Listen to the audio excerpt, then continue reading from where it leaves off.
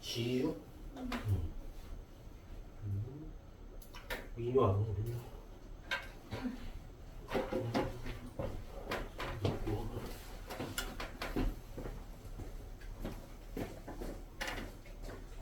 네. 오늘 필시험 학생이라고 한국사 처음 들어온 학생인데 네, 호사도 갔는데. 네, 근데 그 한국사 앞부분 영상으로 할 수 있냐고 보내주셨는데 아, 그분이 1주차만 넣었고요. 네.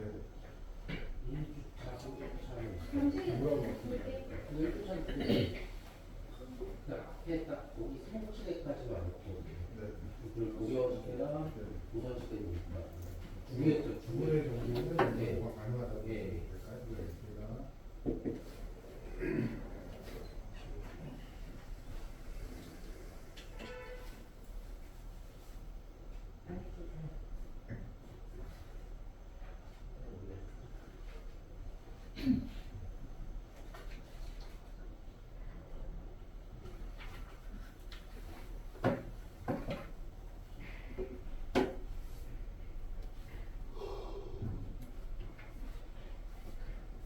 네, 왜 경환이고요.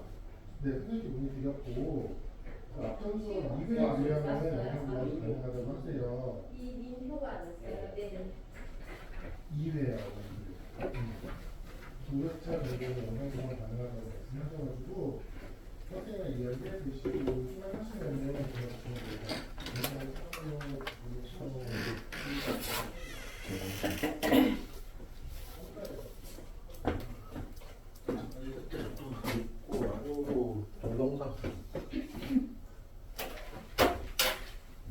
동영상이 더 많아.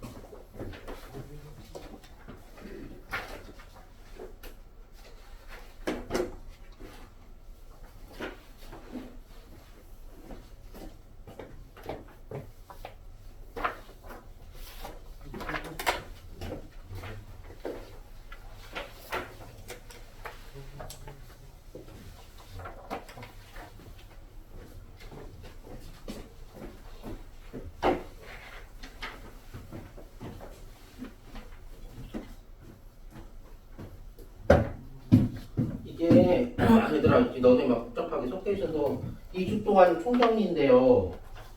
이제 오늘 1단원부터 3-1단원이 나가는데 분명히 누구는 이제 맞네. 이게 시험범위 다 되는 애들도 있는 것 같고 지금 보니까 빠지는 거 있는 애들도 있을 거야. 2단원 같은 경우, 그렇지?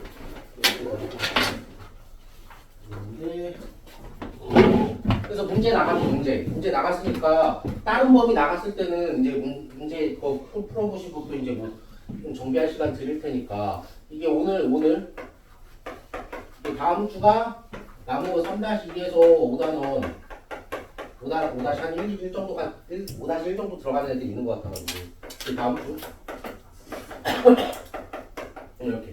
이렇게 진행된다고 생각해 주시면 될 것 같아요. 네, 이렇게 되고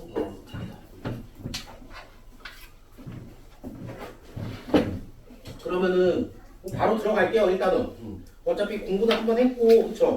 한통 돌았어요. 그래서 빠르게 일단 같은 경우는 솔직히 할 게 없잖아. 일단 같은 경우는 언제나 좀 이제 보면 될 것 같은데 자 가볼게요. 첫 번째 페이지 딱 여기 들어와 있을 텐데요. 그러면 이제 뭐 어차피 통합사회니까 통합적으로 우리가 사회현상을 좀 바라봐야 되는데 우리가 살고 있는 사회는요 사회현상이 복잡하게 발생을 하고 있습니다. 혹시 잘 안 보이시면 필기완성본 드렸지? 필기완 그거 참고하시고 그다음 뭐 해설도 가 있습니다. 그거는 그래서 아무래도 현대사회에서 일어나는 현상을 종합적으로 이해하려는 노력이 필요한데 결국에는 문제 나오는 건 뻔하지. 사례 주고서는요 첫 번째 그게 시간적 관점이냐 이제 역사적인 거, 두 번째 지리적인 거 공간적 관점이냐 아니면 또 세 번째 또 사회 제도나 사회 구조 측면으로 보는 사회적 관점이냐 아니면 마지막으로 이제 도덕적으로 바라보는 윤리적인 관점이냐 그거 구분하는 게 뭐 한 문제 나올 거 있다 문제 한번 세네 문제 보자고요 한번 문제는 보통 뭐 한 12문제에서 16문제씩 깔아놨는데 예, 뭐한 4문제 정도 같이 보고 나머지는 이제 맡길게 그러면은 자 먼저 시간적 관점 나와 있죠 시간적 관점 나와 있는데 역사적인 거야 그러니까 시간적 관점의 의미는 시대적인 배경이라던가 아니면은 역사적인 맥락에다가 초점을 맞추겠다라는 거죠. 그러니까 이러한 시간적 관점의 특징은요. 오늘날의 인류의 정신적이고 물질적인 토대를 알 수 있다. 뭐 이런 거 안 나오지. 그리고 이제 사회 현상이 일어나는 이유를 알고 앞으로의 변화 방향을 예상할 수 있다라는 건데 결국에는 핵심 질문이 포인트겠네. 그래서 사회 현상이 언제 발생했니 이거랑 그 다음에 사회 현상은 과거에 어떻게 진행되었고 앞으로 어떻게 변할 것인지. 그러니까 결국에는요 사회 문제를 해결하기 위해서 참고할 만한 과거의 사례는 뭐고 이거를 현재랑 연결시키고 그리고 앞으로의 미래랑 연결시키겠다. 이게 이제 시간적 관점이라고 봐주시면 되겠죠. 자 이렇게 이제 봐주시면 되고 그 다음에 이제 두 번째는 지리적인 거죠. 지리적인 거 이제 공간적인 관점으로 한번 가볼게요. 그래서 이거는 인간 생활과 사회 현상을 말 그대로 지리적인 특성 공간적인 이제 맥락에서 설명하려고 하는 건데 기본적으로 이렇게 공간적으로 볼 때는 어떤 한 지역의 특성과 또 여러 지역 간의 공통점, 유사점과 차이점을 좀 우리가 알 수 있다라는 거죠. 그리고 또 두 번째요. 각 지역이 네트워크를 형성해서 어떻게 상호작용하고 있는지 이제 막 지도로 보여주고 그러는 거지. 자, 이 상호작용하는지와 이에 따른 지역 변화를 파악하는 데 유용하다라고 말씀드릴 수 있습니다. 그렇다면 사회현상 이거 핵심 질문은 공간적 관점에 발생한 곳이야 곳 그치 발생한 곳이 어디냐 그리고 또 사회현상이 발생한 지역이야 지역 그치 지역 보겠다라는 거죠. 그리고 또 사회현상이 발생한 자연적 인문적 특징 그래서 자연적인 거 항상 지형이나 기후 얘기하고 있고요. 뭐 인문적인 거 뭐 종교라던가 아니면 인종이라던가 다양한 것들 이야기를 하고 있는 거죠. 자 이렇게 두 가지 관점을 봤고요. 그 다음에 이제 또 나머지 두 가지 관점을 한번 보러 가죠. 이제 세 번째는 사회적 관점입니다. 사회적 관점. 그래서 개인의 행위와 특성은 특정한 사회 현상을 요거네. 사회 제도라든가 사회 구조와의 관련성 속에서 보겠다라는 거지. 자, 그러면은 자, 그거의 특성은요. 개인이 속한 사회를 분석해서 개인의 사고방식과 행위를 이해할 수 있다라는 거. 그리고 두 번째, 사회 현상이 발생한 원인이나 배경을 이해하고 그 현상이 개인이나 사회에 미치는 영향을 파악하니까. 그 얘기 아니죠? 그럼 우리가 찾을 수 있는 건 이거지. 일상생활에서 이거 법과 제도 뭐 아니면 또 뭐 어떤 것들 나오고 이거 정책 그런 것들이 포인트가 되겠지. 법과 제도 정책이랑 관련해서 여러 가지 질문들이 나온다. 그러면 우리는 사회적 관점이라고 볼 수 있습니다. 그러니까 문제 한번 보자고요. 자, 문제 앞에서도 많이 풀긴 했었는데. 자, 그다음에 마지막은 도덕적인 거죠. 윤리적인 관점입니다. 그래서 사회 현상을 도덕적인 가치 판단 그러니까 결국에는 무엇이 옳고 그른지 이 옳고 그름에 대한 판단을 하겠다라는 거지. 자 그래서 이 규범적 방향성에 초점을 두고 살펴보겠다라는 건데 그러면은 첫 번째 특징이요. 욕구에 기초한 윤리적 관점의 특징은요. 역사적 상황, 그 다음에 지역적 특수성, 자 사회 제도의 구조의 변화에 의해 이거요. 달라질 수 있다는 거, 달라질 수 있다. 그러니까 문제 풀기 조금 어렵게 되면은 낚시질 할 때 있어. 역사적인 거, 공간적인 거, 그 다음에 사회적인 거 살짝 주는데 그거에 낚이지 말고 항상 끝까지 봐봐. 어떻게 상황에 따라 달라졌는지. 우리 이거 문제도 있었어서 우리 숙제 그거 아마 많이 틀렸을까? 시간적 관점으로 자꾸 숙제로 나갔던 거. 자, 그리고 두 번째요. 양심에 기초한 윤리적 관점의 특징은요. 지금 시간과 공간을 초월하여 공통적이고 보편적인 주범이요. 이거 대표적으로 뭐가 있을까? 잘 나온 거 정의. 그치? 정의라던가 아니면 인간의 존엄성이라던가 자유라던가 평등이라던가 이런 것들. 그치? 정의, 뭐 인간의 존엄성, 뭐 자유, 평등 이런 것들. 자, 그래서 자, 관련된 질문은요. 일상생활에서 사람들의 행동을 판단하는 도덕적 판단 기준은 뭐니? 도덕적 판단 기준은 뭐니? 그리고 개인의 이익이 우선이니 사회적 이익이 우선이니 이런 거. 이익 따져주는 거. 요거 좀 많이 놓치더라고. 요거 공익과 사익 따져주는 거 이거 윤리적 관점이야. 윤리적 관점이고요. 그다음에 이거는 세 번째는 시점. 이해 갈등의 바람직한 해결책은 무엇이냐. 이렇게 해가지고 관련된 내용들이 이제 우리가 정리를 할 수가 있고요. 내용은 쉽지 여기 이제 응용인데 자 그러시면은 자 가볼게요. 여기 보면은 뭐 대표적인 윤리적 기준, 윤리적 관점의 사례가 나와 있죠. 한번 볼까? 보면은 생성형 AI가 성희롱과 모욕, 사회적 약자 혐오 등을 학습하면서 외국대 대화를 AI 윤리 문제라고 대놓고 나왔네. 그치? AI 윤리 문제라고 대놓고 나왔습니다. 그래서 뒤에 이제 또 보면은 뭐 이게 과연 옳은 일인가 이런 얘기들 나와 있죠. 그치? 이런 얘기들 나와 있습니다.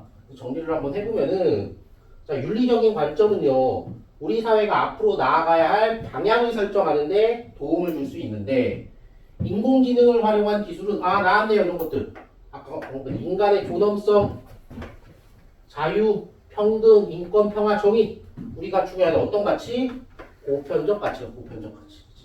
보편적 가치를 지켜야 되는데 자, 이러한 보편적 가치를 훼손하는 것에 대한 바람직한 윤리적 기준이 마련되는 것이 필요하다라는 것. 좀 애들이 많이 놓칠 수 있는 거. 그나마 쉬운 파트이긴 한데 그나마 놓칠 수 있는 거. 자, 이렇게 이제 볼게요. 자, 그 다음에 요거는 한번 찾아봐. 그러니까 특징까지는 안 적어도 되고 자료 1, 2, 3, 4가 어떤 관점인지 한번 연습해보자. 자료 1, 2, 3, 4가 어렵지 않을 거야. 어차피 그리고 서술하는 거는 내가 필기해서 다 드렸으니까 한번 찾아보세요.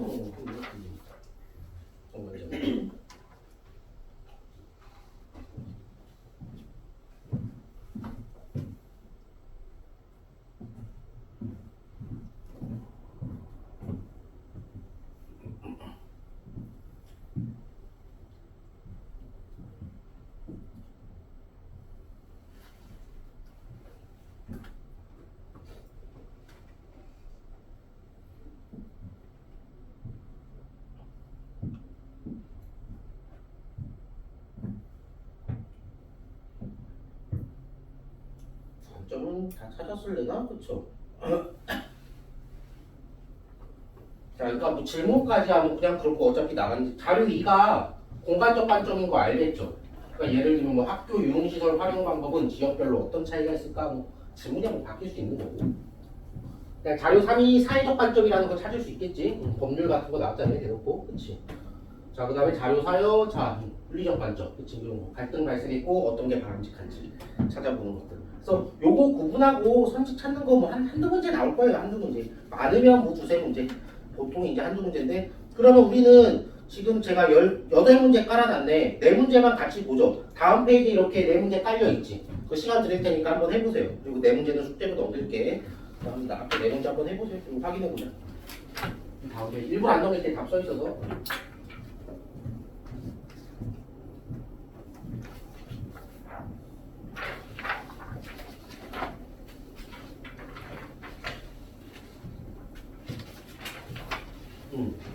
오늘 다음 페이지 보면 4문제 또 풀면 돼.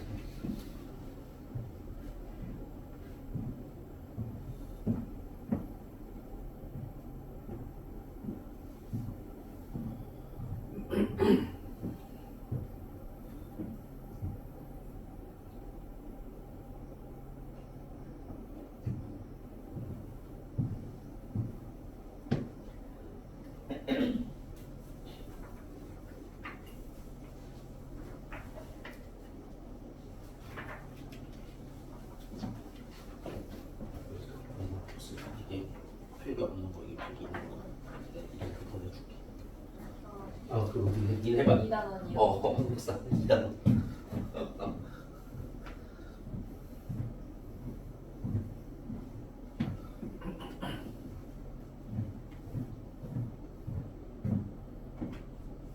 오늘 받았어 혹시 전화하고 있는데 제일 가깝게 이거 뭐 강사. 근데 그 2단원 나온다는 애가 그냥 응.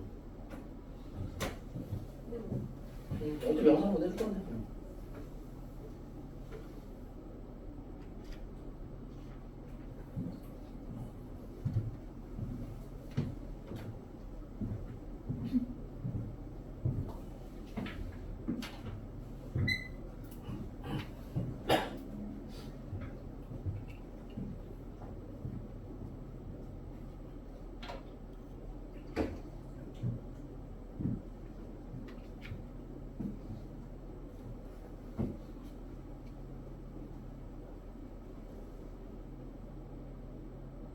됐어? 네 문제는 됐지.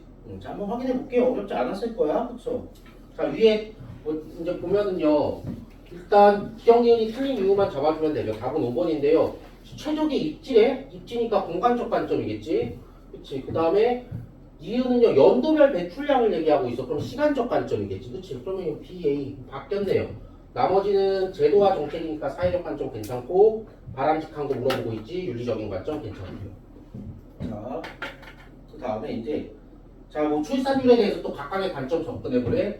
지역별 나오네. 지역별. 그럼 공간적 관점이겠지. 그리고 시대적 배경 얘기하고 있네요. 시간적 관점. 나머지 디귿 리을은 괜찮죠. 답은 5번. 여기는 쉽죠. 쉬워. 틀면 안 돼. 자, 그 다음에 또 이제 윤리적 관점이냐 사회적 관점이냐라는 건데 뭐라? 지역별 연도별 하고 있지. 그럼 이건 시간적이고 공간적인 거겠지. 공간적 시간적인 거겠지. 그 다음에 공간적이라고 대놓고 나왔어. 틀렸네요. 3번도 역사적인 거 얘기하고 있어요. 시간적 관점이죠. 답은 일단 4번이죠. 윤리적인 관점, 바람직한 것도 물어보고 있어. 바람직한 거. 아 뭐야 지금 뭐야? 니은 뭐야? 사회적 관점이잖아. 그럼 뭐야? 제도 변화 물어보고 있지. 제도 변화. 그리고 마지막으로 기후랑 지리적 환경 얘기하고 있으니까 이거는 공간적인 관점이겠지. 이렇게 되고요. 네, 마지막 대놓고 나왔죠. 도덕적 가치 판단과 규범적 방향성, 윤리적 관점이죠. 답은 3번이죠. 첫 번째는 시간적인 거, 두 번째는 뭐 공간적인 거고, 그렇지. 그다음에 세 번째는 네 번째는 사회적인 거, 법적 절차, 다섯 번째도 사회 구조, 사회적 관점. 안 틀렸을 거야. 웬만하면 안 틀렸어. 틀렸으면은 실수였을 거야. 그러니까 혹시 조금 틀렸다 싶으면은요 연습 더 해보세요. 그리고 문제 더 나갔어. 이 관점 문제는 또 10문제 이상 또 더 나갔어요. 따로 더 나갔으니까. 자, 이렇게 이제 봐주시면 되고 네 문제 넘길게요. 자, 여기 뭐 또 진짜 뻔한 얘기 또 나와 있습니다. 통합적 관점이라고 나왔잖아요. 자, 보면은요. 자, 현대사회와 사회문제라고 나왔는데 지금 보면은 변화하는 현대사회는요. 뻔한 얘기죠. 기술의 급속한 발전이라던가 학문 분야가 이제 되게 다양하게 쪼개지고 있죠. 세분화입니다. 사회학도 뭐 도시사회학, 현대사회학, 여성사회학 등등 있고. 자, 그리고 사회 구성원 간의 상호작용과 이해관계의 복잡성이 나타나고 있죠. 그래서 두 번째 복합적으로 발생하는 사회 문제를 생각해 보면은요. 자, 현대 사회의 사회 문제는요, 그치? 하나가 아니라 여러 개가 긴밀하게 연결되어 있어. 그래서 종합적으로 볼 수밖에 없다라는 거죠. 그래서 특정한 관점만으로는 현대 사회에서 발생하는 사회 문제 해결이 어렵기 때문에 앞에서 언급한 네 가지 관점을 통합적으로 볼 필요가 있다라는 거지. 그러니 통합적 관점 굳이 설명 안 할게요. 뻔한 얘기지, 그치? 스킵해도 되겠죠, 뭐. 뻔한 얘기입니다. 자, 그러면은 밑에 있죠, 밑에. 일부러 안 내려올게. 이거 한번 또 네 가지 관점 찾아봐봐. 네 가지 관점 또 적용해 보라라는 거거든요. 한번. 그래서 치울 거야. 이게.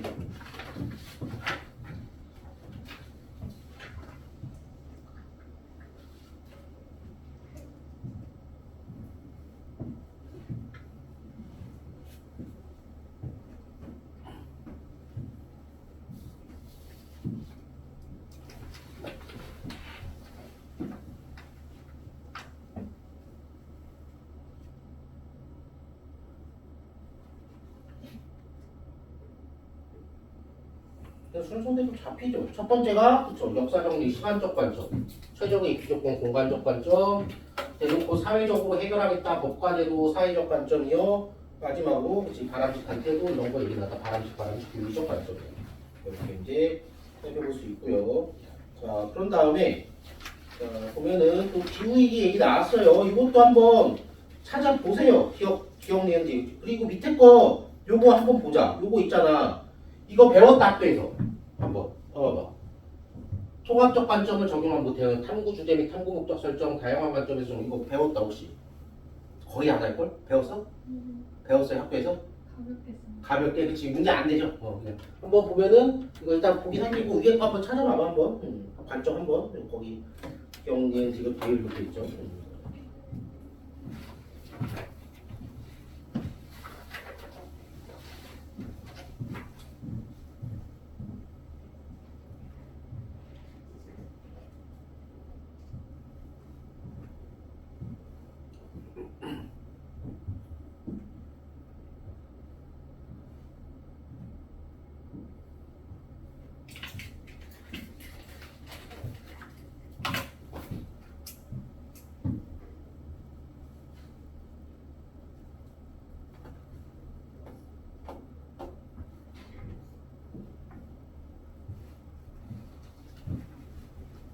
잘했을걸.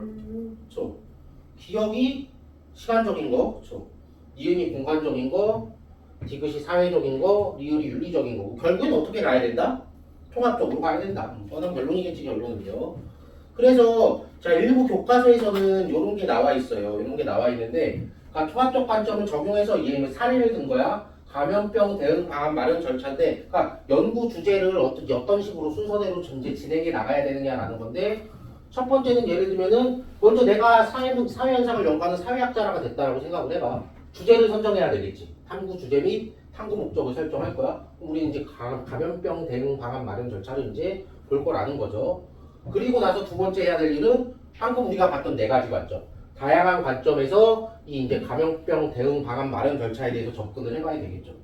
그리고 나서는요 정보를 수집했잖아. 이 수집한 정보를 비교 분석하고 이 네 가지 관점에서 수집한 정보 간의 상호 연관성을 파악하면 되고요. 그 다음에 마지막에는 결론에 이제 통합적 관점으로 가면 된다는 거지. 내면은 땡큐.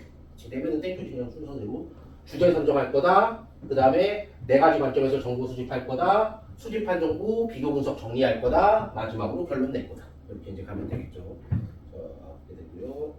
문제 있죠? 여기도 결국에는 몇 문제 있을까? 그래. 역시나 앞에 딱 네 문제만 한번 가봅시다. 그리고 우리는 2단원으로 갈게요.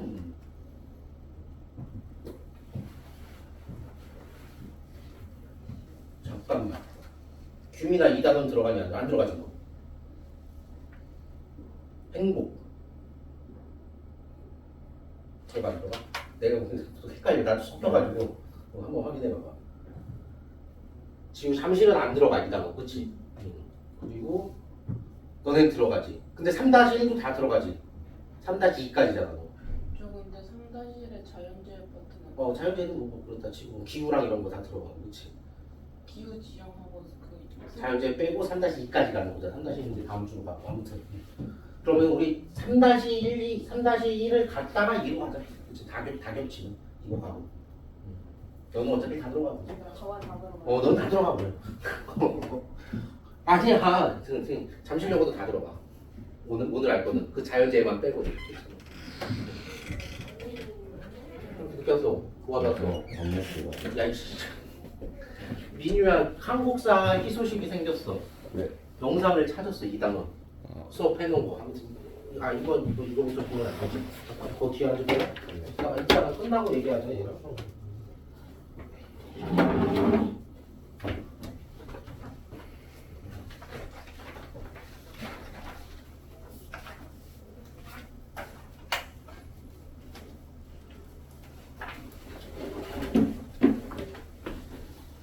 한국사 2단원까지 뒤에 줬어.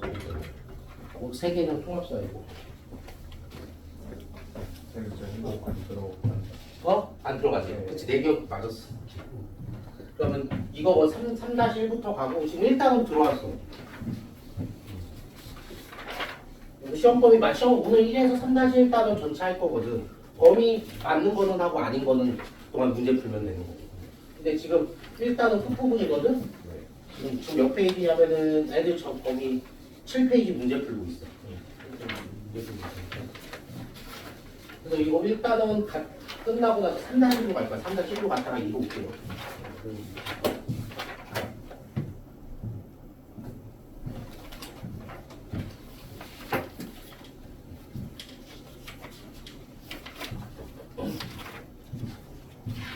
근데 직고해요. 되도록이면 잡아드릴게요. 안 하고 싶으면 안 해도 돼. 안 하고 싶으면 너네 내일 시험 날짜 받아놨는데 너가 주지 않을래? 마지막에 직고해요. 되도록이면은 무슨 요일이야? 수요일이요. 화요일날? 될 거야 뭐. 그때 나 재수학원 수업 오전 수업 나 다른 학교 뭐 어떻게 뭐야 어떻게 되겠지 뭐. 어떻게 시험이 하나밖에 안 봐가지고 어. 필요가 없이 밤에 끝나요. 아무 때는 근데 아침에는 오히려 수업이 있어. 내 재수학원에서. 그래서 시간 잡는 대로. 너도 그냥 9시에 끝나지 않냐 뭐 비판인데, 그렇지? 근데 제가 국어 그거 열심히 돼. 몰라. 국어를 제가 2시까지 해가지고 2시까지 한다는 거. 아 몰라 이게 진짜 나중에 얘기해. 나 지금 복잡하니까 나중에 일단은 뭐. 그냥 그럼 보내놔봐. 나한테 문자 좀. 국어랑 평사랑 겹쳤어? 같은 날에 하긴 해요 시험. 그래서 어. 국어 직보도 해야 돼서. 그러니까 국어 직보 시간이 먼저 잡혔다는 거 아니야? 네, 네. 그걸 보내달라고. 알겠습니다. 문자로. 또 지금 보내줘. 생각날 때. 아, 네.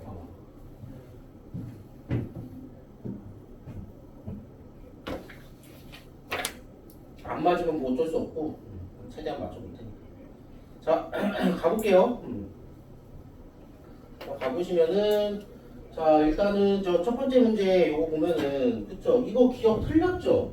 또 바람직한 태도니까 시간적 관점이 아니라 윤리적 관점이고요. 그리고 그 다음에 공간적인 거랑 사회적인 거는 괜찮아. 근데 또 시기별 변화 이거 얘기하고 있으니까 시간적 관점이지. 4번 그래서 뭐 맞는 거 3번 니은 디귿 가주시면 되고. 잘했을 거야. 그 다음에 이거는 또 시대적 배경, 시간적 관점. B는요 또 지리적인 특성, 공간적 관점. 그 다음에 정책 나왔지, 정책, 사회적 관점. 그 다음에 태도 나왔네, 태도. 윤리적 관점이요. 이렇게 되는 거라서 답은 2번으로 아마 쉽게 갔을걸요? 어렵지 않았을 거야, 이거. 자, 그 다음에 자, 요거도 뭐 시간적, 공간적, 사회적, 윤리적 나왔는데 바람직한 방법, 바람직한 거 윤리적 관점이지. 기억 나가리. 니은 지역 나왔다, 공간적 관점 괜찮죠? 그 다음에 제도 나왔다, 제도 사회적 관점. 그 다음에 자 언제부터에 나왔지? 언제부터니까 시간적 관점이지. 이렇게 되고요. 자, 그런 다음에 이제 A 시간적 관점 연도별 진행 과정 괜찮네. 자, 그 다음에 바람직한 태도 이제 다 잡히죠. 바람직한 태도 윤리적 관점 틀렸네. 정책 나왔습니다. 정책 사회적 관점. 자, 사회적 관점이요? 맞네요. 그 다음에 이제 지역 나왔습니다. 이건 공간적 관점이겠지. 그래서 이거 나머지 4개는 맡길게요. 자, 그렇게 되고 우리 주제 3 행복의 기준 가기 전에 공통 범위로 갈게요. 다 같이 겹치는 범위. 너도 기후는 들어가잖아, 그렇지? 네. 오케이, 기후 다 겹칩니다. 기후는요, 올 겹치니까 기후부터 가볼게요. 자, 몇 페이지로 가냐면은 쭉 가서 그리고 나서 기후부터 나간 다음에 시간 이제 나머지 정비 시간 드리고 그리고 나머지 분들 다른 식으로 나갈게요. 자, 여기네요. 몇 페이지냐? 21페이지입니다. 21페이지요. 이제 6. 자, 자연환경이 인간 생활에 미치는 영향하고 나올게요. 이거부터 나갈게요. 먼저 흐름 안 끊게. 자, 먼저 이거는 물어보지 않겠죠? 자연환경이 뭐냐는 뭐 절대 물어보진 않을 겁니다. 너무 기본 개념이니까, 그렇지? 인간 생활을 둘러싸고 있는 자연계의 모든 요소인데 일단 통합사회 교육 과정에서는 기후랑 지역만 배우죠. 뭐 식생이나 토양은 배우지 않습니다.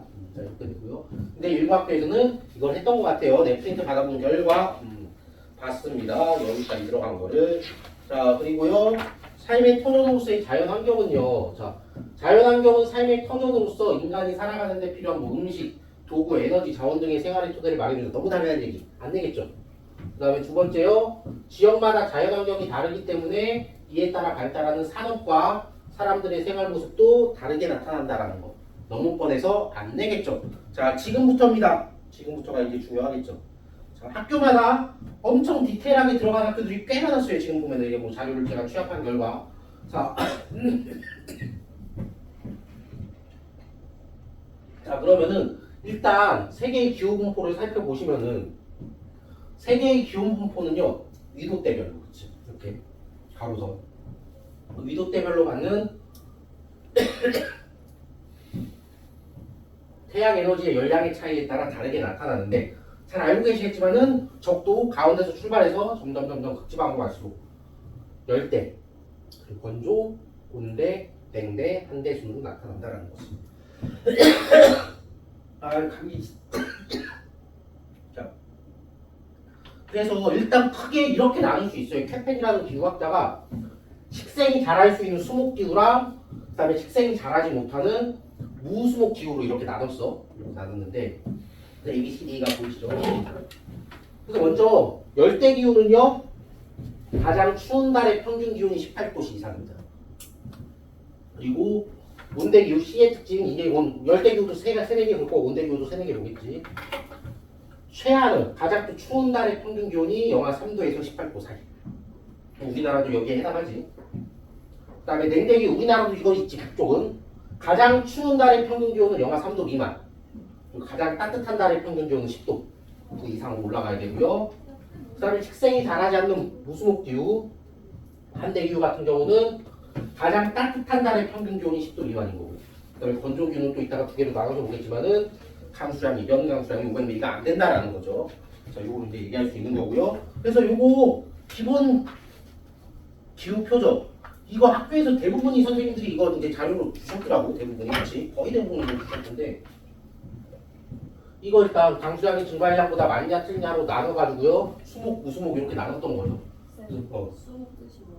수목 식생이 자랄 수 있느냐 없느냐. 식생이 자라는 거. 나무나 풀이 자라는 게 수목. 나무나 풀이 잘 안 자라는 게 무수목. 이렇게 이제 되게 디테일하게 나눠놨는데 우리도 최대한 디테일하게 한번 각각의 이제 기후대별로 살펴볼게요. 그럼 우리는 먼저 열대기후로 한번 가볼게요.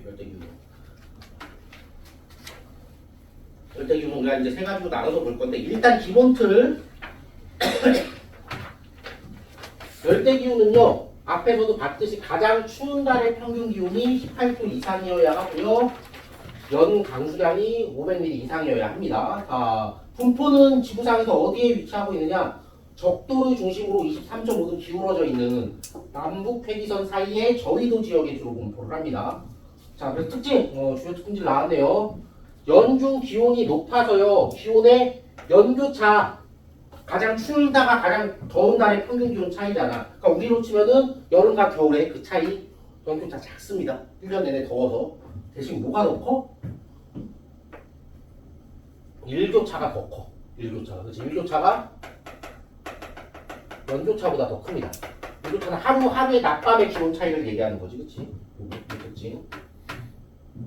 자, 그리고 두 번째 특징이요.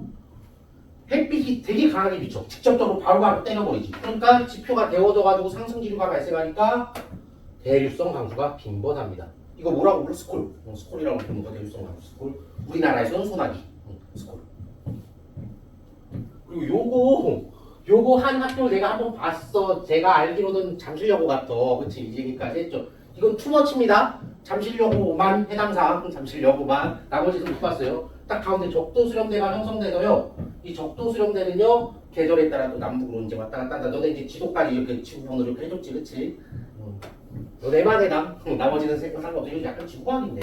자, 그런 다음에 그럼 좀 더 열대기후를 자세하게 나눠볼게요. 세 가지로 나눠볼 건데 가장 일반적인 열대우림기후입니다. 자, 열대우림기후인데 자, 열대우림기후 같은 경우는요. 가장 강수량이 적은 달의 강수량이 60mm 이상입니다. 그러면서 지도상의 위치 파악할 수 있어야 되겠죠. 아프리카 센터에 있는 콩고 분지 특징 또 동남아시아에 있는데 동남아시아 적도 있는데 말레이시아, 인도네시아 거기 부분 또 그 라틴 아메리카에 브라질 있는 데지. 아마존 분지 여기.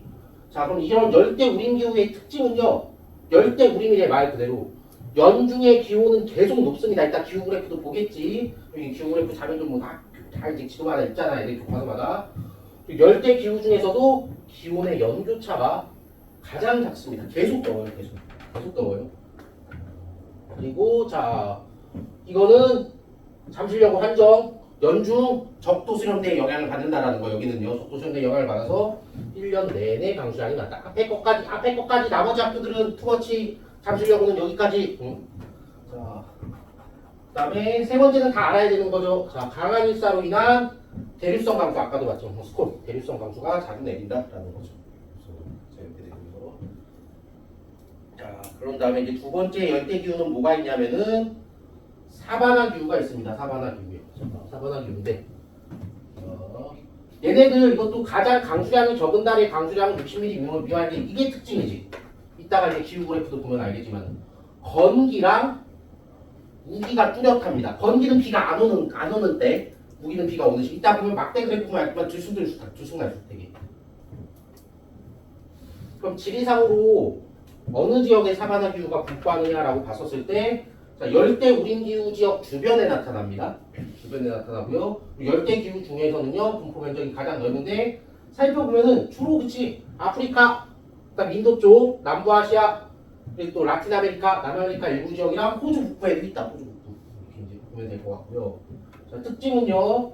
자, 연중 기온은 높은데요, 그치? 열대 우림 기후에 비해 자 요거 기온의 연 변화가 약간 큽니다. 기후 그래프 이따 볼게요. 자, 그 다음에 연 강수량 요건 투머치 그냥 보통 열대 우림 기후, 열대 계절풍 기후보다는 적다라는 거고요. 세 번째 나머지 부분 안 봐셔도 돼요. 이거 잠시려고 한정. 자, 아열대, 고압대의 영향을 받을 때가 건기야.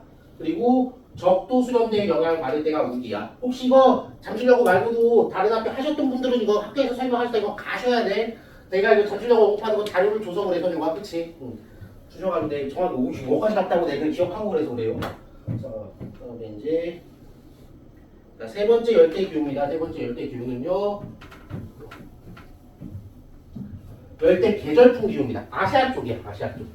자, 여기도 자, 가장 강수량이 적은 달의 강수량이 60mm 미만이지만 자, 우기의 강수량이 많아서 사바나 기후에 비해서는 연 강수량이 많다라는 거죠. 자, 그래서 저기 나왔죠? 아시아 쪽이야. 동남아시아나 남부아시아 쪽이고요. 또 이제 라틴 아메리카의 이제 북동부 지역이다. 이제 지리상에서 봤었을 때. 자, 특징. 역시 이거 첫 번째 거는 투머치. 이거 역시 서류만 적도 수렴대와 그 다음에 계절풍의 영향 때문에 적도 수렴대의 영향으로 긴 우기. 그 다음에 계절풍의 영향으로 짧은 건기. 자, 이렇게 되고요. 그 다음에 아무래도 계절풍의 영향을 받는 우기의 강수가 집중됩니다. 아시아가 좀 그런 편이죠. 그 다음에 우기의 강수량은 같은 기간의 열대 우림 기후보다 대체로 많다. 여기 특징은요 좀 과합니다. 이거는 더 공부하실 분들은 더 해도 되는데 내가 볼 때는 이건 좀 투머치. 설명 모르겠어. 그다음에 이제 자 다음 페이지로 가면 이거는 다 중요하죠. 출제 확률이 매우 높습니다. 열대 기후 중에서 네 번째 열대 고산 기후입니다. 이건 중요해요. 나온다고 봐야죠. 자, 그러니까 위도상으로는 적도야. 그러니까 분명히 열대 기후가 나타나야 되는데 높이가 2000m, 3000m, 4000m 확 올라가. 우리가 밑에 있다가 위로 올라가면 기온이 낮아지잖아. 그래서 원래 위도상으로는 20도, 30도 해야 되는데 위로 높이 올라갔기 때문에 봐봐. 이 꺾은선 그래프인 이 기온이 한 12도, 13도에서 딱 적정하게 서 있지. 항상 공과 같은 상충 기후다. 뭐 그렇게도 얘기하죠. 그래서 열대 기후가 나타나는 저희도의 고산 지역에 분포하고요. 거의 여기 물어보지. 안데스 산지 있는데, 그치? 라파스, 쿠스코, 키토, 보고타 이쪽이요. 라틴 아메리카 산지, 안데스 산지 있는데 이쪽이요. 아프리카 동부 쪽은 이거는 잘 물어보진 않습니다. 자, 특징이요. 지금 말씀드렸듯이 해발 고도가 확 올라가 2000m, 3000m, 4000m 이상까지도. 그러니까 열대 우림 기후 및 사바나 기후보다 기온이 낮을 수밖에 없고요. 연중 우리나라에 봄과 같은 기후가 나타나서 아까도 말씀드렸지만 상충 기후가 나타난다 이렇게도 얘기하죠. 항상 봄과 같다 상충 기후. 그리고 또 세 번째 중요한 특징이 있죠. 기온의 연교차는 작습니다. 연교차는 작아요. 봐봐, 지금 일정하잖아. 또 그럼 뭐가 더 크다? 낮과 밤 사이 일교차는 큽니다. 일교차는 커요. 자, 이렇게 되고 아무래도 딱 요 정도 온도가 항상 유지돼. 얼마나 살기 좋아. 그래서 덥고 습한 저지대보다는요 생활하기에 쾌적한 곳이기 때문에 일찍부터 삼터로 이용됐다. 이런 도시들, 고산 도시들이 많이 발달했다라는 거죠. 열대기후도 다 일교차가 더 커요. 대부분 그렇지, 대부분. 다 그렇네. 다 그렇네.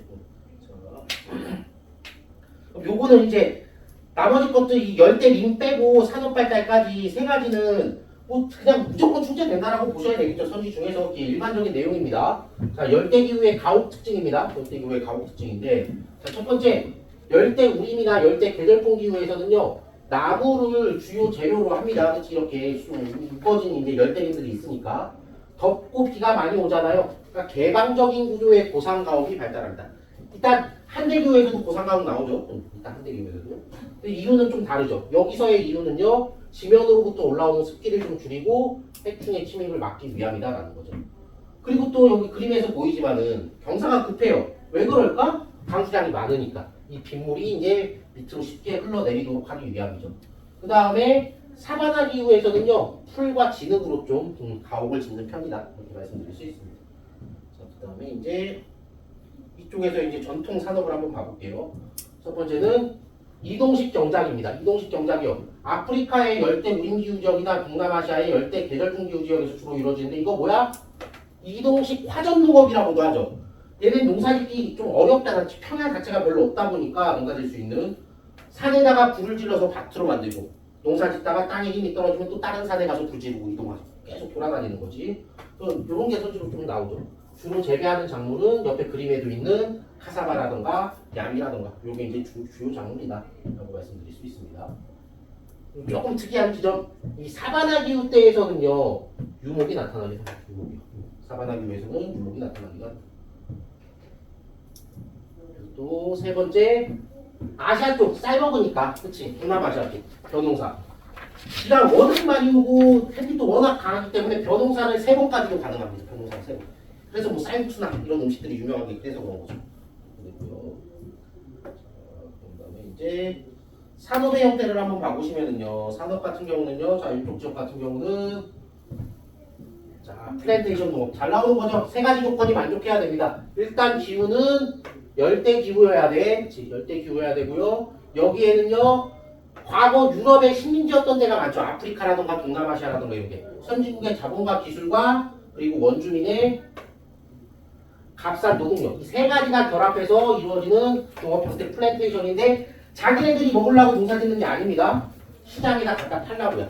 상업농업이야 상업농업. 그러다 보니까 기호작물이나 원료작물인데 주로 어떤 것들 카카오라던가 천연동물 아니면 커피나 사탕수수 이런 것들을 재배하는 게 플랜테이션 농업이다.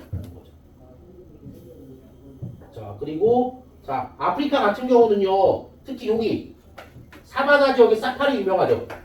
그치? 이거 그래서 에버랜드에 사파리도 있잖아요. 에버랜드에 사파리는 진짜 허접한 거고 여기 가면 이제 사파리 진짜 뭐 열대림 트레킹 이런 것들 뭐 이제 관광 산업도 이제 유명합니다. 자 나머지 분들은 이거 안 하셔도 되는데 선유야 이거 했니 안 했니 열대림 학교에서 오케이 스킵. 나머지 분들도 스킵이요. 이거는요. 이걸 잘 봐야 되겠죠? 봐봐. 어차피 자기 기후 그래프 나올 거니까 기후 그래프 한번 구분해보자. 보면은 자 우리한테 관광지로 유명한 푸켓 열대 계절풍 기후 아시아 쪽 동남아시아 쪽이지 동남아시아 쪽 봐봐봐. 강수량이 좀 들쑥날쑥해 엄청 높지 그치? 이렇게 좀 여름철에 많이 집중되어 있다는 특징이 있어. 여름철에 좀 많이 집중되어 있어. 그 다음에 사바나 기후 봐봐. 느낌 딱 오지? 이 건기랑 우기랑 구분이 되게 뚜렷해. 그치? 건기랑 우기랑 이 막대 그래프가 강수량이 있고 꺾은선 그래프가 이제 기온이니까 이 비가 안 오는 건기랑 우기랑 구분이 뚜렷합니다. 그 다음에 열대우림 기후는 어때? 기온 연교차가 거의 없죠. 연교차가 가장 없습니다. 가장 연교차가 거의 없고 강수량도 1년 내내 골고루 계속 많이 내려옵니다. 계속 많이 내려옵니다. 이렇게 이제 3가지 이제 구분을 해주실 수 있습니다. 그래서 우리는 이제 열대 기후까지 한번 봤고요. 자, 그 다음에 이제 우리 3번째는 자 온대 기후로 한번 가볼게요. 온대 기후. 자, 온대 기후인데 이것도 아까 처음에 캠페인의 기후 구분해서 봤었는데 자, 일단 기본적으로 온대 기후는요 가장 따뜻한 날의 평균 기온이 10도 이상이고요. 가장 추운 날의 평균 기온은 영하 3도에서 18도 그 미만입니다. 그래서 1년 내내 강수량은 자, 연 강수량을 다 합쳐서 500mm 이상이고 특징 건조기후가 아니니까 강수량이 증발량보다 많습니다. 건조기후는 반대겠지. 그리고 분포는 대체로 중위도. 편서풍 구들은 이제 주로 이제 대륙 서안이겠지 유럽 쪽. 자 그럼 얘네들의 특징. 그쪽 계절에 따른 일사량 차이가 커서 사계절의 변화가 뚜렷하다. 너무 쉬워서 안 나오겠지. 그 다음에 대체로 온화하니까 농경과 인간생활이 유리하다. 이런 건 안 나오겠지. 3번째 스킵할게요. 나무 얘기잖아. 그치? 이건 좀 투머치다. 이건 투머치. 이건 투머치. 아 이건 또 했어? 아 너는 했어. 너는 가. 그러면은 너는 가세요. 어차피 침엽수림 침엽수 그러니까 골고루 분포하는 거야. 골고루. 침엽수는 4대 골고루 분포하고 온난한 데는 상록하로. 너는 여기까지 갔어? 멋있네요. 네, 축하합니다. 자, 그러면 이제 요거는 구분 잘해야 되겠죠. 자, 이건 구분 잘해야 되는데, 자 기본적으로 온대 기후는요 유럽 쪽의 서쪽이랑 아시아 쪽의 동쪽이랑 특징이 좀 다르게 나타나. 그래서 편서풍의 영향이 큰 대륙 서안, 그 편서풍 바다를 머금고 이렇게 바람이 불어옵니다. 여기랑 그 다음에 대륙의 영향이 커. 계절풍은 대륙의 영향이 큰 대륙 동안은요 기후 특성이 다르게 나타나는데, 먼저 유럽 쪽, 자 대륙 서안은요 지금 말씀드린 대로 비열이 큰, 여기까지 내 찾으려고 막 여기까지 나왔지 너네. 나머지 분들 그냥 해양의 영향을 많이 받았다 하지만, 자 비열이 큰 해양의 영향을 많이 받아서 연도차가 작습니다. 기본적으로 바다가 좀 기온 차이가 작아. 바다가 육지농지의 기온 차이가 되게 크고요. 그리고 특징 편서풍의 영향을 많이 받아요. 편서풍 이쪽은. 그래서 대륙 서쪽, 유럽 쪽, 남북이 30도에서 60도 사이에 주로 분포한다라는 건데, 얘네 둘 이따 자세히 보기 좀 중요하죠. 얘네 둘은 뭐 나머지 분들 다 중요한데 얘네 둘 구분하는 거는요. 자 이제 대륙 서안의 대표적인 기후대가 두 가지가 나타나는데, 서안해양성 기후랑 지중해성 기후입니다. 서안해양성 기후, 유럽, 그 영국, 프랑스 이쪽 우중충한 날씨 생각하면 됩니다. 우중충한 날씨. 그러니까 걔네들 연교차 작아. 한 20도 근처에서 계속 있어. 20도 근처에서. 강수량도 1년 내내 되게 많이 와. 막 열대 우림처럼은 아니지만은 애매하게 계속 많이 옵니다. 이따 기후그래프 보겠지. 지중해성 기후는 되게 눈에 띄지. 왜냐면 여름이 고온 건조해. 겨울은 온난 습이라고요. 그래서 지중해성 기후는 기후그래프에서 눈에 띈다. 해당대 지중해 근처입니다. 말 그대로 남부 유럽, 이탈리아나 아니면은 뭐 그리스나 에스파냐, 포르투갈 쪽 남부 유럽 쪽에 해당이 된다라는 거죠. 자, 그래서 대륙 동안을 이제 살펴보면은, 대륙 동안은 아까 했지만은 이 동쪽은요 오히려 유라시아 대륙이 되게 크게 넓게 있잖아. 그래서 비열이 작은 대륙의 영향을 받아서요 연교차가 큽니다.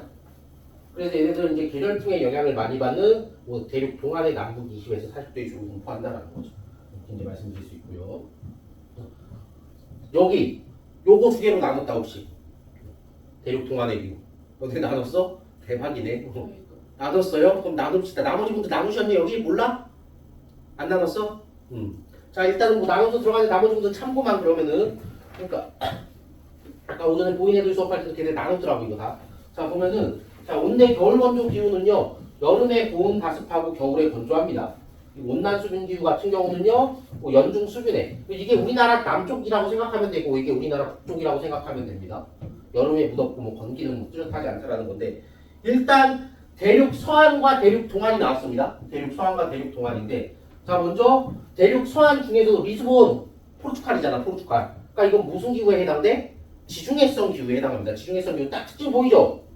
여름이 건조해. 고온 건조해. 여름이 고온 건조하고요. 겨울이 따뜻해. 또 겨울이 온난 수준에. 겨울에 온난 수준에. 지중해성 기후의 특징. 이렇게 되고요. 자 상하이입니다. 상하이. 자 상하이는 이제 온대 겨울 건조 기후에 해당하는데, 상하이 같은 경우는 어때요? 강수량 여름에 살짝 집중되고요. 연도차가 꽤 크다. 그치? 연도차가 꽤 크다. 자 이렇게 이제 설명할 수 있습니다. 자 그러면은 다음 페이지로 가셔서 구체적으로 나눠볼게요. 구체적으로 나눠보면은, 자 먼저 서안해양성 기후입니다. 자 서안해양성 기후인데, 자 부분은 온대 기후 중에서도요 이제 기후 그래프 이따 보겠지만 연중 강수량은 골고루입니다. 그리고 또 가장 따뜻한 날의 평균 기온도 22도가 안 돼. 그러니까 되게 우중충해요. 자 분포 대표적인데 여기 잘 기억하고 있으면 되죠. 북서부 유럽, 영국, 프랑스, 독일, 뭐 스웨덴 뭐 이쪽이요. 나머지 것들은 뭐 참고만. 자 그러면 이제 얘네들의 특징은요 계속해서 봤던 거죠. 연중 바다에서 불어오는 편서풍의 영향을 많이 받기 때문에 여름에는 서늘하고 겨울에 온화합니다. 그래서 같은 위도대의 다른 지역에 비해서 연교차가 매우 작습니다. 일단 이거 기후그래프 한번 봅시다. 자 그리고 또 세 번째, 이건 뭐 배운 학교도 있고 안 배운 학교도 있을 텐데, 자 해안을 따라 산지가 쫙 형성되어 있기 때문에 편서풍을 바로 맞는 지역 같은 경우는요 또 지형성 강수가 또 활발하기도 합니다.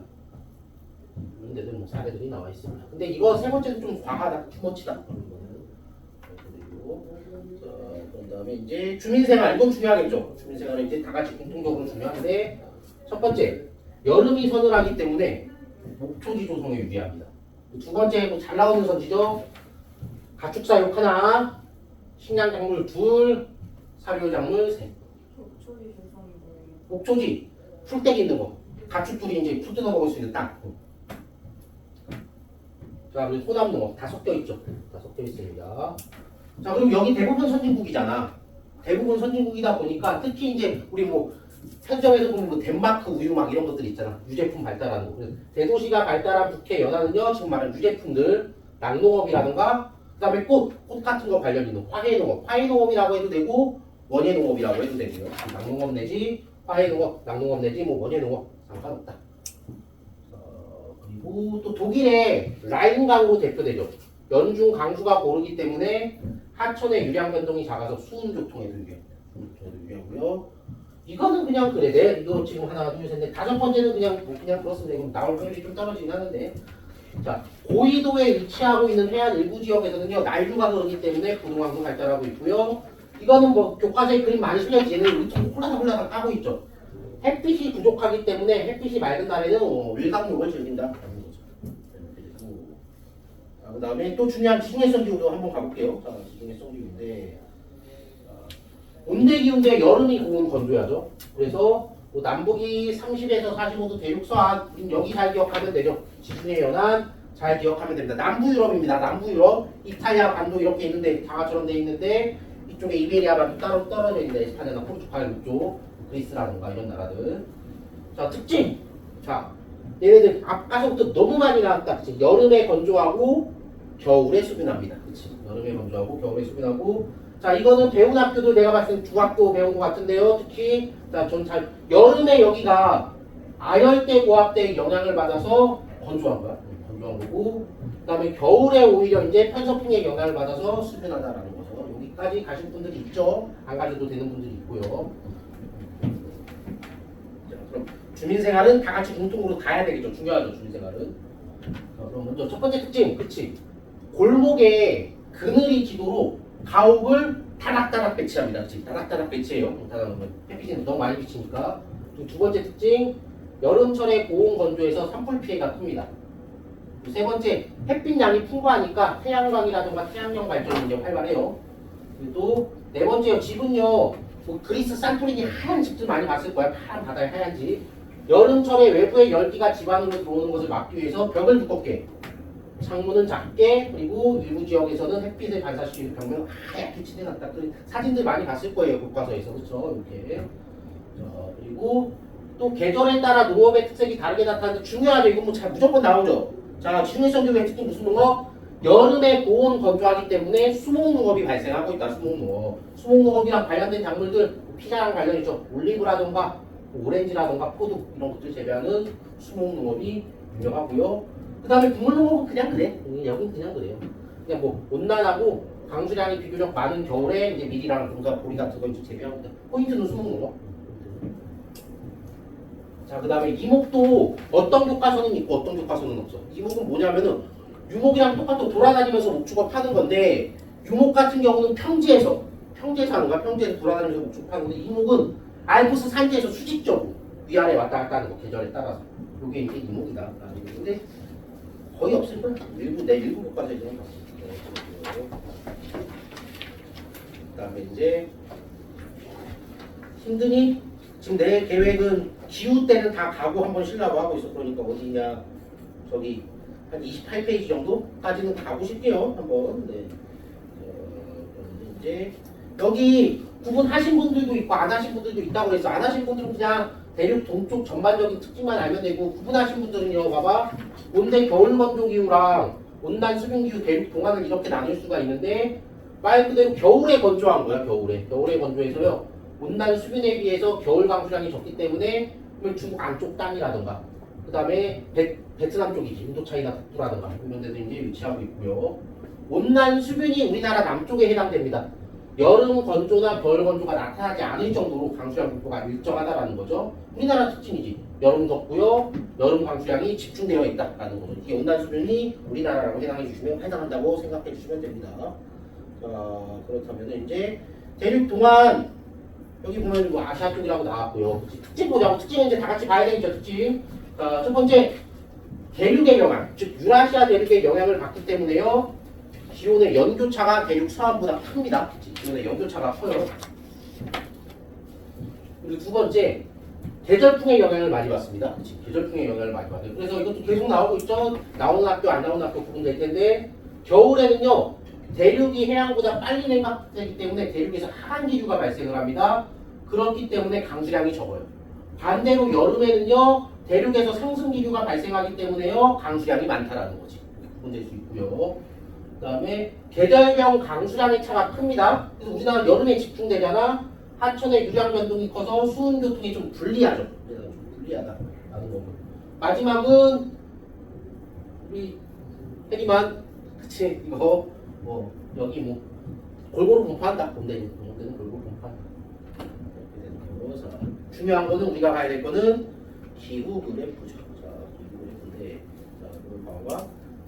자, 이제 이거 많이 봐서 익숙하죠. 여기가 대륙 서안이고 이따 볼 여기가 대륙 동안인데 지중해성 기후 특징 여름이 건조하고 고온이야, 그렇지? 고온 건조해, 그렇지? 고온 건조하고요. 겨울이 어떻게? 온난해 10도 이상이야. 그리고 비가 많이 와, 수균해, 지중해성 기후. 그다음에 서해안해양성 기후 특징 봐보세요. 여기 이제 북서부 여름 이쪽이죠, 이쪽. 그러면은 강수량이 한 100mm 미만은 근데 되게 일정하게 1년 내내. 강수량이 일정하게 1년 내내. 그리고 기온도요 0도 이상이고요. 20도 근처에서 놀아. 최고 기온이 22도가 안 되는 거죠. 서늘한 날씨가 계속해서 유지되고 있다는 거지. 그런 다음에 이제 대륙 동안으로 가보시면은요. 자, 우리나라의 수원 온대 겨울 건조 기후죠. 딱 보니까 어때요? 강수량이 여름에 엄청 집중되어 있습니다. 그리고 또 덥고요. 연교차도 크고요. 상대적으로 부에노스아이레스 온난 수분 기후 같은 경우는요. 강수량이 좀 고른 편이지 A에 비해서는요. 그 다음에 연교차도 좀 작다. 연교차도 좀 작다. 이렇게 이제 살펴볼 수 있습니다. 자, 그 다음에 이제 건조기후도 둘로 나뉘죠. 다음 페이지로 한번 가봅시다.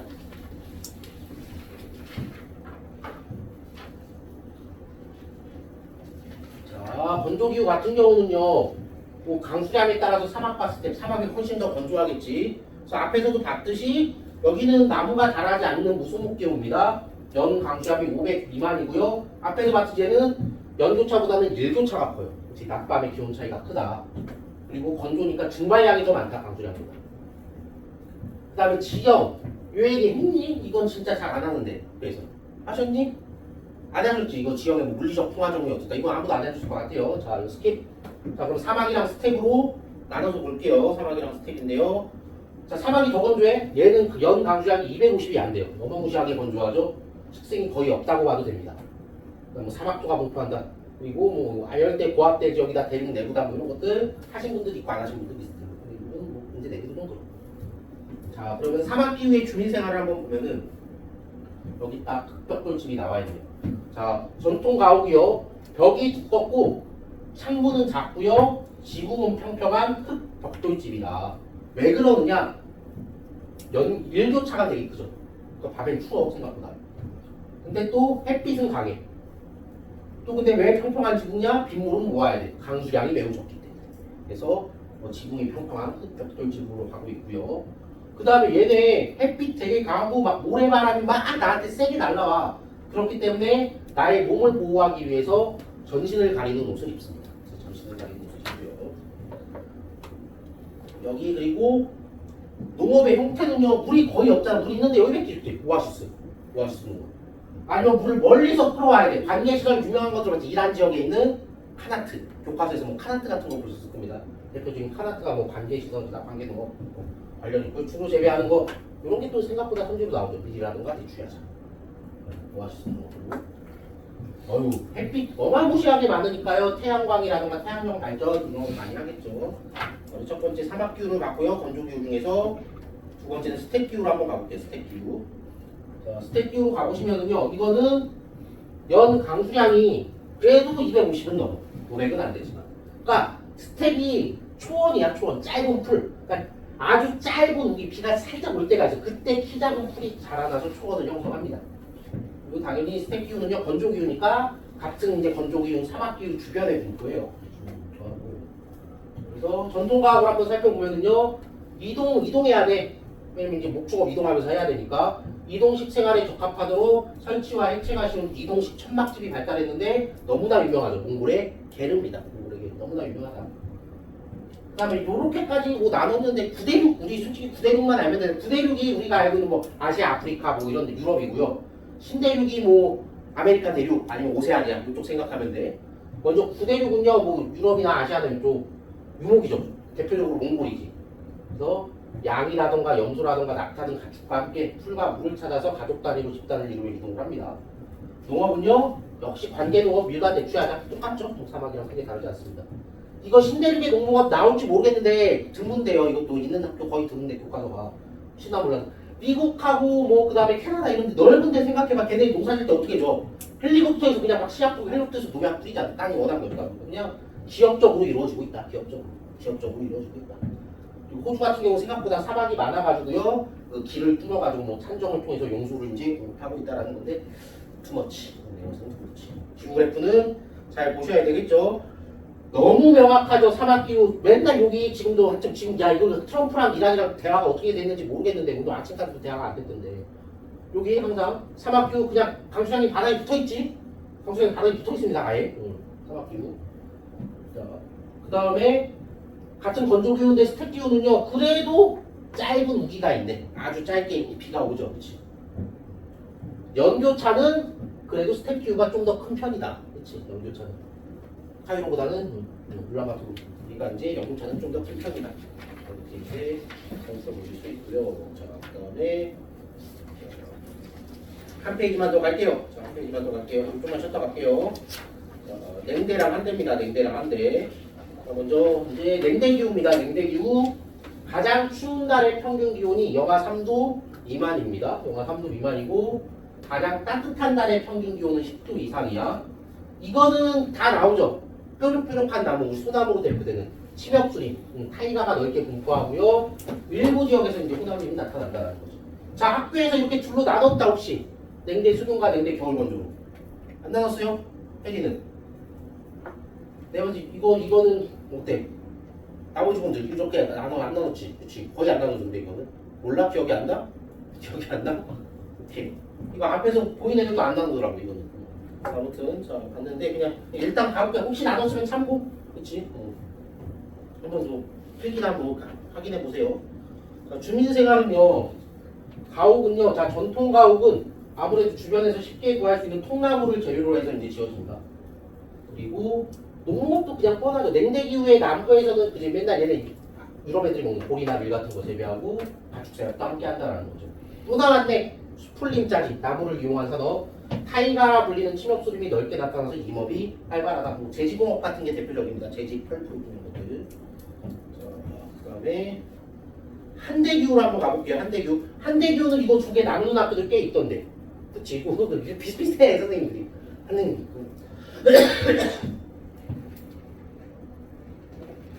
자, 그럼 한대기후 한번 가볼게요. 이거는 가장 따뜻한 달의 평균 기온이 10도 미만입니다. 그러니까 무수목 기후지. 나무가 자라지 않습니다. 근데 충분한 기후는요, 그래도 가장 따뜻한 달의 평균 기온이 영상으로 올라와. 그러니까 여름이 짧긴 한데 그때 살짝 이 기후 같은 게 자란다는 거지. 그러니 지표면의 활동층이 좀 발달하고요.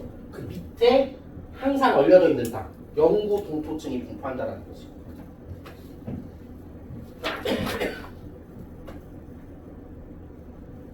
국제 주변이다라는 거고. 빙설기후는 1년 내내 영하. 1년 내내 영하입니다. 뭐 그린란드라든가 남극들 이렇게 줄로 나눌 수 있다는 거죠. 주민생활은 어떻게 다를까? 아까 툰드라 봤었죠. 툰드라. 여기 이거 고산가옥 설명했던 건데 토양층이 녹아가지고 건축물이 붕괴되는 것을 막기 위해서 가옥 밑에 콘크리트를 깐 다음에요. 그 위에 장화를 덮고 열을 차단하거나 아니면 지중을 세워서 지표면으로 일정한 높이를 띄워서 지운다. 영구동 도층이 녹을까봐 그러는 거야. 그리고 그 다음에 여기는 자 농농업이 그래도 목축업은 가능해. 농사는 실질적으로 불가능. 근데 얘네 살고 있는 원주민들 이누이트라든가 라쿠족은요 사슴 비슷한 거죠. 술록을 유목한다던가 아니면 그냥 사냥 활동들, 수렵이나 어업 활동을 좀 합니다. 수렵이나 어업 활동을 한다. 그 다음에 빙설은 뭐 계속 영하라면 식생이 아예 못 자랍니다. 인간 거주에도 매우 불리합니다. 하지만 최근에는요, 이제 북극항로, 그치? 비행기가 왔다 갔다 할 수 있는 북극항로라든가 세종과학기지, 우리나라 기지죠. 과학 및 군사기지 건설을 통해서 이제 관심도가 높아지고 있다는 거죠. 자, 보시면은 기후그래프까지만 한번 쉴게요. 네, 한번 쉴게요. 자, 보면은 그냥 이거 두 개는 구분하지 않아도 냉대기후 딱 느낌 오죠. 냉대기후 같은 경우는요, 기본적으로 이제 자 이렇게 20도까지밖에 안 가고요. 영하로 확 떨어지는 부분들이 분명히 있습니다. 그렇지? 이거는 뭐 이거 냉대기후는 그렇게 어렵지 않은 거고. 여기도 마찬가지. 툰드라 기후 같은 경우는요, 기본적으로 영하 24도에 있는데 어쩌다가 영상으로 올라오는 때가 있다. 근데 빙설 기후는 어때요? 다 영하 밑으로 떨어져 있다. 그렇지? 다 영하 밑으로 떨어져 있다. 그래가지고 네, 5분에서 10분 정도만 잡다 밖에 보십니다. 일단 기후 얘기를 했고요. 뭐 지형이랑 이런 얘기 좀 더 하고. 네. 사막 기후가 잘 나타나는 지역이 한류 해안도로 어. 그거 네 개, 그거 세 개 지리 파트인데 그거. 그 사람들이 낼수 있겠다. 쌤이 설명도 하시는데 기억이 잘 안 나긴 하지만 그쪽에 지도상의 위치. 저기 무슨 사막이요? 무슨 사막 있는데 사막 있는데 나도 정확히 기억 안 나네. 그거 이제 원래 고3 세 개 지리에서 가끔 출제하는 거고.